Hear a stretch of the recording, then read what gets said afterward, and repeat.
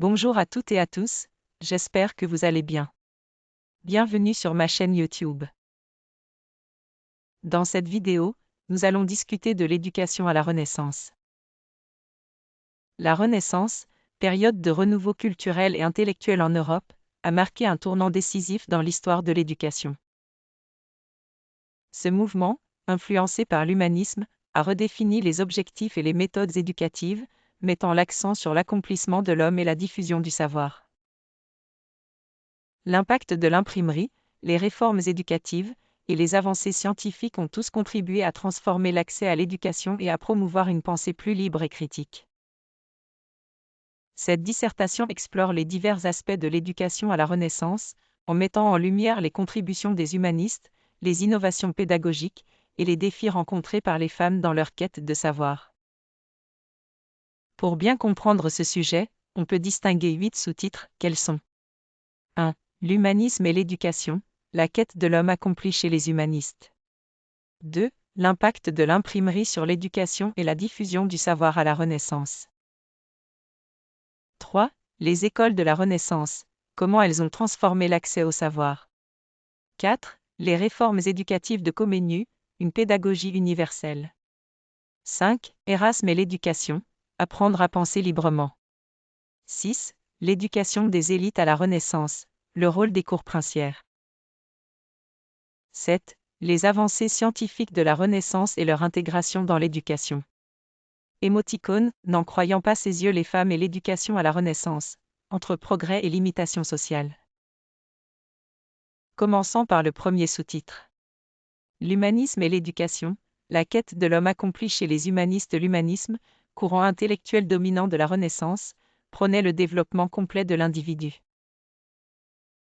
Les humanistes, tels qu'Erasme, considéraient l'éducation comme un moyen d'atteindre l'excellence morale et intellectuelle.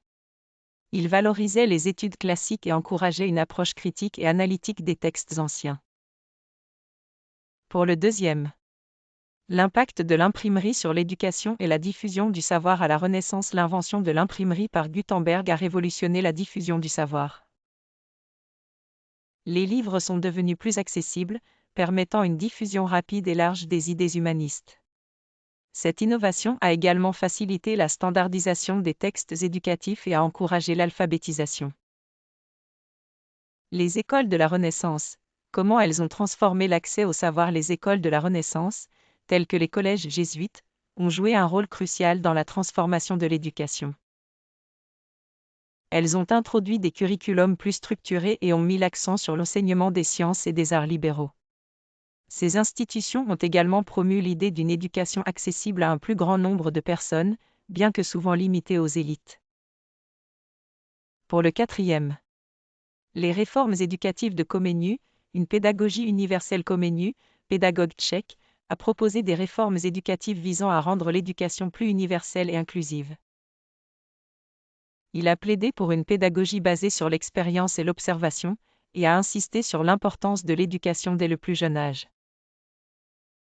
Pour le cinquième, Erasme et l'éducation, apprendre à penser librement. Erasme, figure emblématique de l'humanisme, a mis l'accent sur l'importance de la pensée critique et de la liberté intellectuelle. Il a critiqué les méthodes éducatives rigides de son temps et a encouragé une approche plus flexible et individualisée de l'apprentissage. Pour le sixième, l'éducation des élites à la Renaissance, le rôle des cours princières. Les cours princières ont joué un rôle central dans l'éducation des élites. Elles offraient un environnement propice à l'apprentissage des arts, des sciences et des lettres. Les princes et les nobles étaient formés non seulement à gouverner, mais aussi à apprécier et à promouvoir la culture et le savoir. Pour le septième, les avancées scientifiques de la Renaissance et leur intégration dans l'éducation. La Renaissance a été marquée par des avancées scientifiques significatives, telles que les découvertes de Copernic et Galilée. Ces progrès ont été intégrés dans les curriculums éducatifs, encourageant une approche plus empirique et expérimentale de la science. Pour le huitième, les femmes et l'éducation à la Renaissance, entre progrès et limitation sociale. Bien que la Renaissance ait vu des progrès dans l'éducation des femmes, ces avancées étaient souvent limitées par les normes sociales de l'époque. Des figures comme Christine de Pisan ont plaidé pour l'éducation des femmes, mais elles ont souvent rencontré des résistances. Les femmes de la Renaissance ont dû naviguer entre les opportunités éducatives et les contraintes sociales. Pour conclure, on peut dire que l'éducation à la Renaissance a été un moteur de transformation culturelle et intellectuelle. Influencée par l'humanisme, elle a redéfini les objectifs éducatifs et a introduit des innovations pédagogiques qui ont eu un impact durable. L'imprimerie a facilité la diffusion du savoir, tandis que les réformes éducatives ont cherché à rendre l'éducation plus accessible et inclusive. Cependant, malgré ces avancées, des défis subsistaient, notamment pour les femmes. En somme, l'éducation à la Renaissance a jeté les bases de l'éducation moderne, en promouvant la pensée critique, la liberté intellectuelle, et l'importance de l'éducation pour tous.